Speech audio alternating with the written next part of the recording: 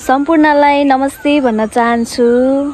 फेरि पनि म अर्को ब्लग्स लिएर हजुरको माझमा आइपुगेको छु। अरू भिडियो पनि हजुरले रुचाइदिसक्नु भएको छ। फेरि पनि माया गरिदिनुहुन्छ भने फेरि पनि आशाको साथ फेरि आएको छु है। म चाहिँ धादिङ, मेरो घर धादिङ हो भन्ने हजुरलाई थाहै छ। म चाहिँ अब फेरि पनि धादिङको खेतबारीहरू हजुरलाई फेरि देखाउँछु है। हाम्रो घरको ठाउँ हेर्नलाई एक्साइटेड हुनुहुन्छ। यहाँ चाहिँ अहिले गहुँ खेतीहरू भइरहेको छ हैन, एकदम धेरै गहुँ खेतीहरू भइरहेको छ। म तपाईलाई गहुँहरू पनि देखाउँछु। हाम्रो चाहिँ अलिक निकाल्ने बेला भइसकेको छैन, तर कतिपयको चाहिँ गहुँ निकालिसक्नु भएको छ। म चाहिँ आज आमाले अघि खेतमा घाँस काट्न जानुभएको थियो आमा चाहिँ, अनि आमाले चाहिँ आधा घाँस चाहिँ छोडेर आउनु भएको छ अरे, बोक्न नसकेर धेरै भएर, अनि अघि नै जान पाएन।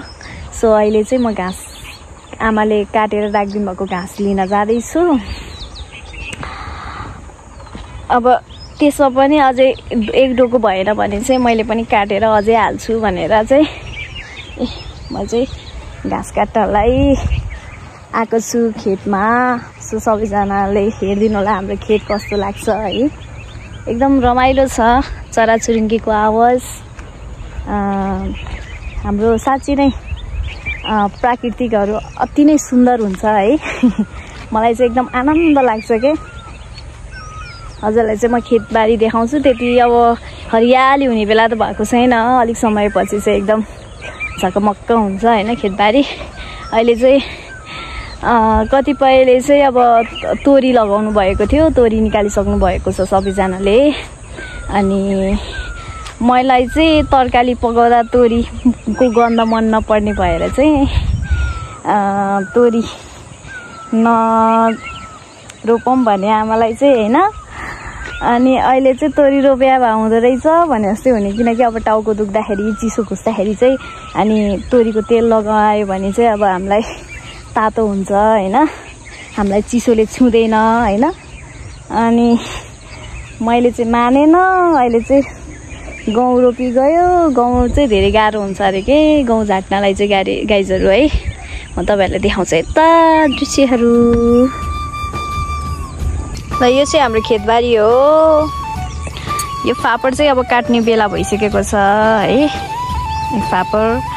अनि यतापट्टि चाहिँ हामीले पनि साग छर्छु भन्दाखेरि तोरीको पनि परेछ। अनि त्यही यहाँ तोरी पनि फुले थियो, अनि हामीले तोरी निकालेर लग्यौँ अहिले अचारको लागि। अनि यहाँ चाहिँ मार्फाली साग मिठो हुन्छ साह्रै आलुसँग है, मलाई साह्रै मिठो लाग्छ यो साग चाहिँ। तर यो सागको चाहिँ बिउ राखेको अहिले।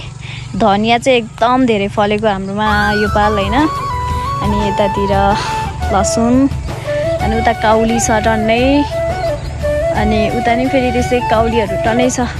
अनि बेथेको सागहरू पनि मिसिएको छ।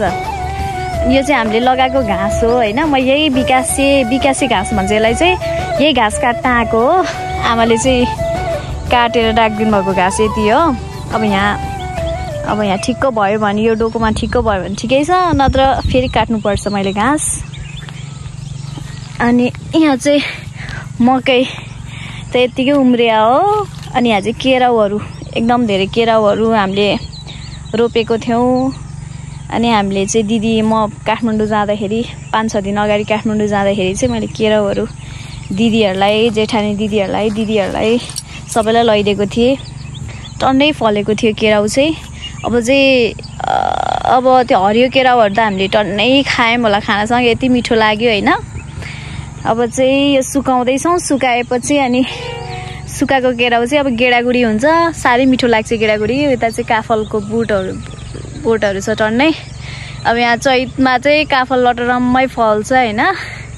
अनि मलाई काफल पनि साह्रै मनपर्छ। अझै त्यो खुर्सानी, नुन खुर्सानीसँग काफल पिसेर खाँदा त झन् ओहो, बच्चामा खाएको बानी हैन, अहिले पनि छोड्दिनँ। अनि यहाँ तल चाहिँ गाउँबारी छ हाम्रै। गाउँ भएको छैन, अब अलिक समय अझै लाग्ने भयो। हामी चाहिँ ढिलो रोप्यौँ।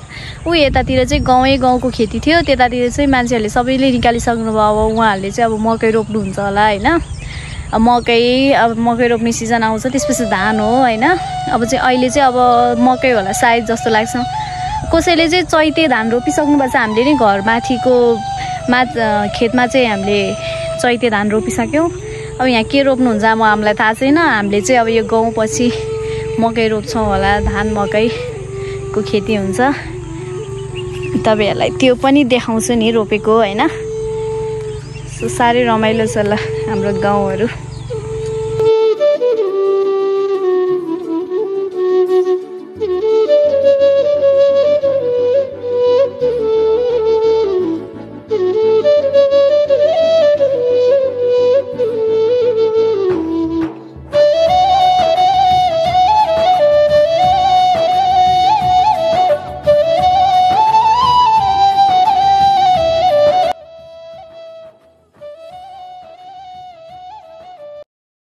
म चाहिँ घाँस हाल्नलाई है, आमाले काटेको घाँस चाहिँ अब यति पुगेन भने चाहिँ फेरि काट्नुपर्छ है।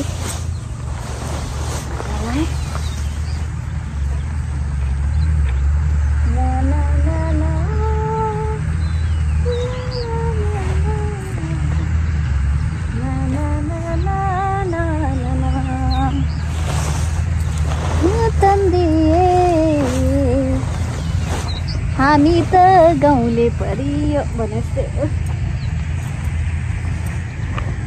पानी पर्न लागिसक्यो। सिमसिमे पानी पर्न लागिसक्यो। म चाहिँ छिटो गरेर जानुपर्छ हो।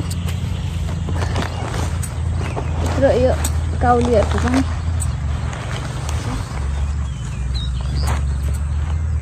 अब यहाँ ठिकै भयो भने ठिकै छ, भएन भने कम भयो भने चाहिँ फेरि काट्नुपर्छ गाइस घाँसहरू।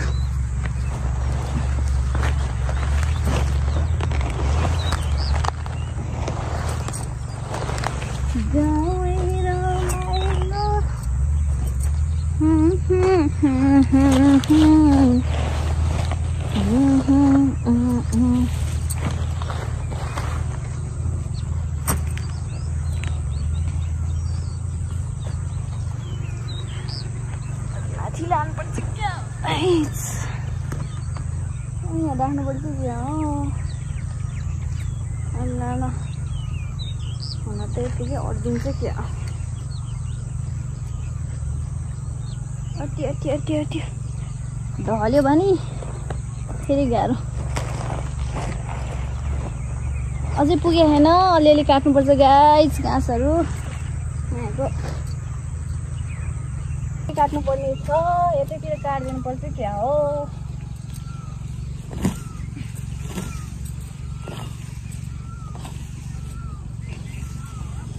मायालुको माया मिठो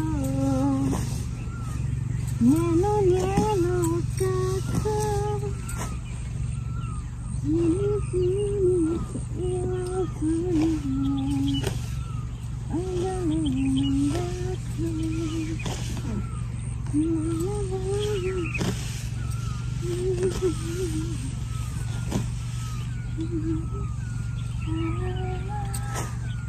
गाइस मेरो हात चाहिँ सानो छ, त्यही भएर यत्रो मुठा त हुँदैन, यति मुठा मात्र हुन्छ हातमा। अनि त्यसलाई कहिले काटेर भ्याउने जस्तै हुन्छ हो। मैले यहीँ आएर घाँस काट्न चाहिँ सिकेँ है। मलाई घाँस काट्न चाहिँ आउँथेन, अहिले यतिको भए पनि काम चलाउ भइरहेछ। मैले चाहिँ देब्रे हातले घाँस काट्छु कि गाइस। अनि मैले कतिचोटि हात पनि काटेँ होला घाँस काट्ने बेलामा। मसिनो घाँस काट्दाखेरि चाहिँ हात पनि काटेछु कतिचोटि मैले। गाह्रो छ हो, गाह्रो छ।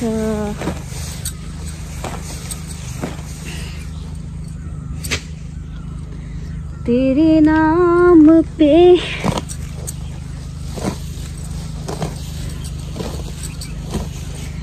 देब्रे हातले काट्न चाहिँ धेरै गाह्रो हुन्छ भनेर तपाईँहरूलाई चाहिँ असिलो लाग्यो होला है।